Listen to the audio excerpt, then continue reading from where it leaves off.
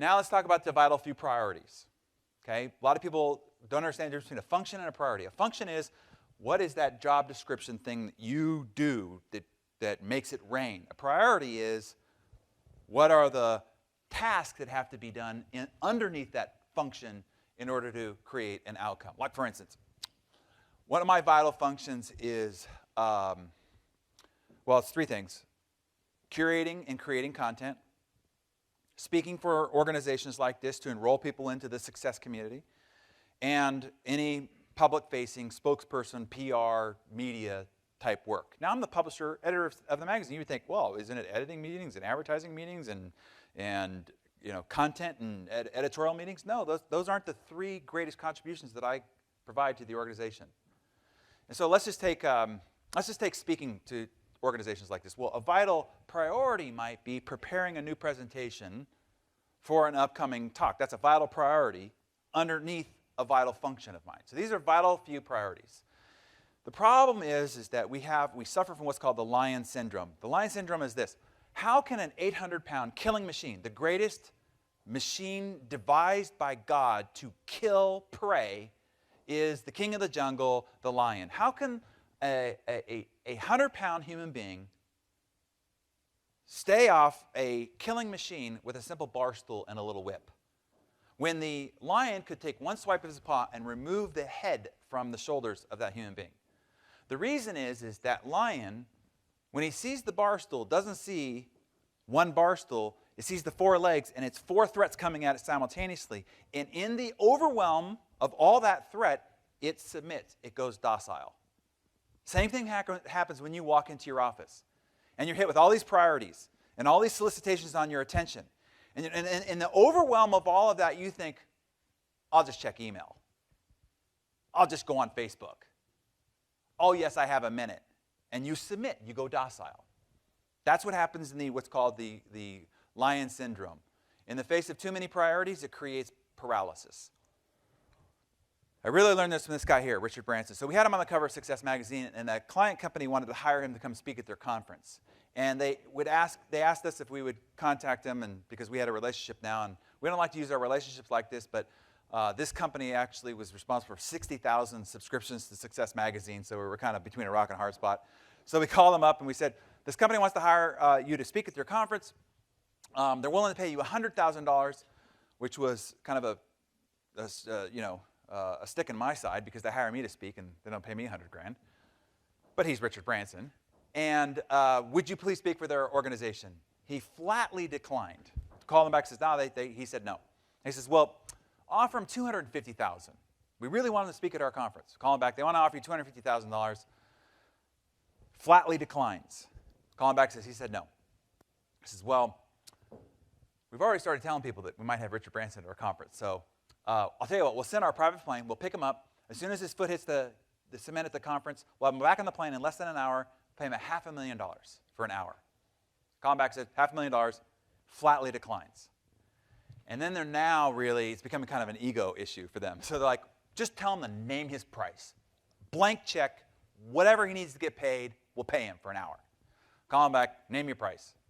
Richard Branson's staff says, right now Richard is focused on 3 strategic priorities, and he will only allow us to allocate his calendar to something that significantly contributes to the accomplishment of one of those 3 strategic priorities, and speaking for a fee is not one of them. That's what's called focus. I remember telling a friend of mine, oh yeah, Richard Branson just turned $500,000 to speak for a company for an hour. And he's like, oh yeah, well, of course, he's Richard Branson. I could never turn down $500,000 to speak for an hour. And I said, well, that's why you're not Richard Branson. Because he didn't just start having this focus. The reason why he's gotten to where he is because he's had this focus all along the way. The difference between you and Richard Branson is this as well. You figure out what your 3 strategic priorities are, and with no shiny, no desirous or temptuous offer will you be distracted. And what you could accomplish would become awesome. Remember what I said? The most important skill of the 21st century is learning to control your attention and keep your focus. That's what he's mastered. I have a friend of mine who finally got his arms around this because he has the disease every entrepreneur and salesperson has, which is, it's like a mosquito in a nudist colony. It's like You know, we don't lack for opportunity. We just lack for, priority, right? So now when anybody comes into his office with a new idea, he always says, what the focus, pal? We have our 3 strategic priorities. Just stay focused. Jim Collins says if you have more than 3 priorities, you don't have any. Warren Buffett, let me give you his method for prioritizing. This is worth the cost of admission to be here, okay? This is how he keeps himself prioritized. Number 1 is he writes down all the priorities he has on a yellow legal pad of paper. As many pages as it takes. All the priorities going on in his world at any one time. We've all heard that before. Number 2, he then narrows it down to his top 3. We've all heard that before as well. Now, what separates the rest of us from Warren Buffett is point number 3. Now he takes the entire list, but those 3, and throws it away. So none of it has the ability to leak any capacity or any bandwidth or any life force while he's focused on those top 3 priorities. And once those top 3 priorities are fully executed, then he goes and just makes a new list. And he says, it's funny, when I make the new list, a lot of the things I thought were so important on the first list don't even reappear on the list again. And so that's a little tip from Buffett. So what's better than a few? If you isolate your focus down to a few priorities, what's even better than a few? Of course, 1. Now, the master of the 1 priority was certainly Steve Jobs. He learned this in the wilderness years as well as when he took over Pixar. And Pixar is a movie studio who only produces 1 movie a year. Now, if you're familiar with Hollywood, if you're a movie studio, you produce 20, 30 movies. You hope 1 or 2 are successful to pay for all the losers. That's how you mitigate your risk. They only do 1, which means that it's sink or swim every single year of their existence. But what Steve realized is when you can get a creative group of people to focus on only 1 thing with no other option, 1 thing, he says that's how you create revolutionary breakthroughs. So when he took back over Apple, he applied that strategy where they only focused on the iPod. The only new product they delivered was the iPod. And it wasn't for 7 years later that they came out with the next new product, which was the iPhone. Now, you got to remember, Samsung, Sony, the rest of them, they're putting out dozens and dozens of products in between these iterations. And then it was the iPad, and then it was a focus on retail. And through this 1 focused priority, they became the most valuable brand in the world over the Samsungs and the Sonys and the rest of that. 1 big thing at a time. Steve would actually spend, now you got to remember, he's running 2 publicly held companies. You know what the demands of the CEO are for running a publicly held company? And the multi-billions, right? The shareholder meetings, the investors, the legal liability, all that stuff. He would spend 3 hours every day focused on whatever was the number 1 priority for Apple at any one time. Whatever the number 1 priority was for Apple that day, 3 hours of his calendar was focused on just that. Imagine if you took your number 1 priority and you spent 3 hours on it every single day. What you could accomplish would stagger your competition, no doubt. So the great challenge of our times, though, we talked about, is this constant solicitation on your attention, dragging you in a multitude of different directions. This is the great weapons of mass distraction that we have to deal with. And we love this distraction, by the way. We're addicted to it. We love it. We love this distraction. The reason why it's so profound and prolific is we actually love it.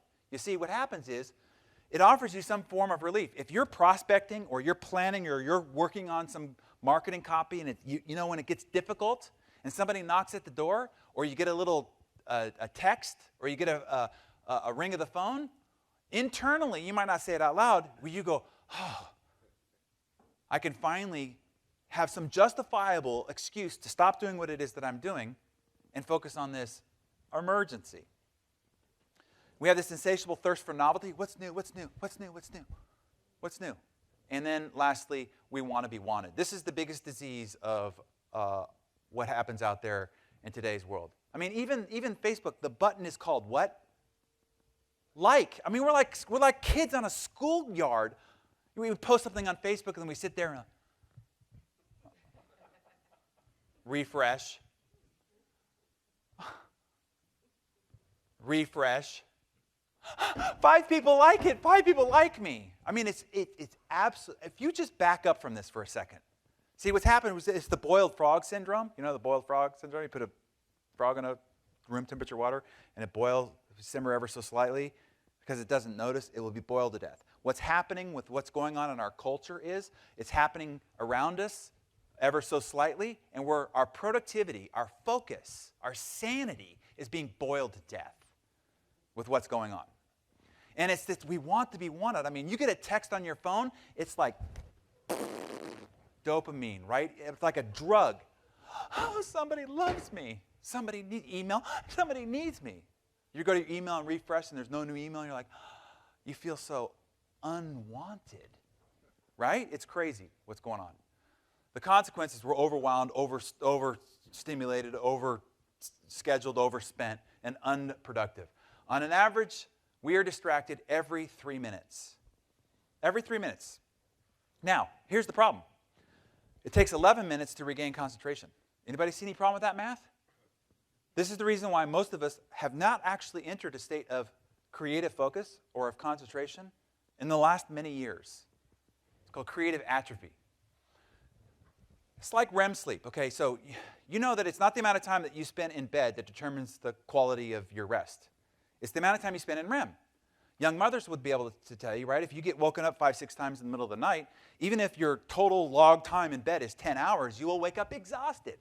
If there's a branch that knocks at the side of your house, or a dog barks and it pulls you out of REM repeatedly, it doesn't matter how much time you spend in bed. You'll still wake up exhausted. Same thing when it comes to you at the office. Doesn't matter how much time you spend at the office. Only matters the amount of time you spend in productive REM. You actually could spend a third of the amount of time at the office if that third was allocated to productive REM. For instance, you want to go from reacting to creating. What happens is, in your office, you're spending most of your day reacting. Do you realize that when you get an email or a text or an RSS feed or a blog comment, all those things are solicitations of somebody else's agenda that you're reacting to?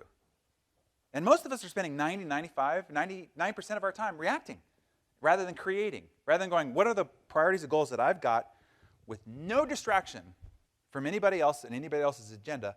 I'm going to focus on these things that matter to me and my family. Another 28% of productive focus is wasted on multitasking. There's no such thing as multitasking. You can walk and chew gum, but you cannot process 2 things cognitively at the same time. You cannot listen to a conference call and check email at the same time. Cognitively, that is absolutely impossible. But what it is switching. See, you're listening to a conference call and you're hearing what's being said and you're comprehending it, or you're reading email. But when you're reading email, you are not consciously actually absorbing what's being said in the conference call.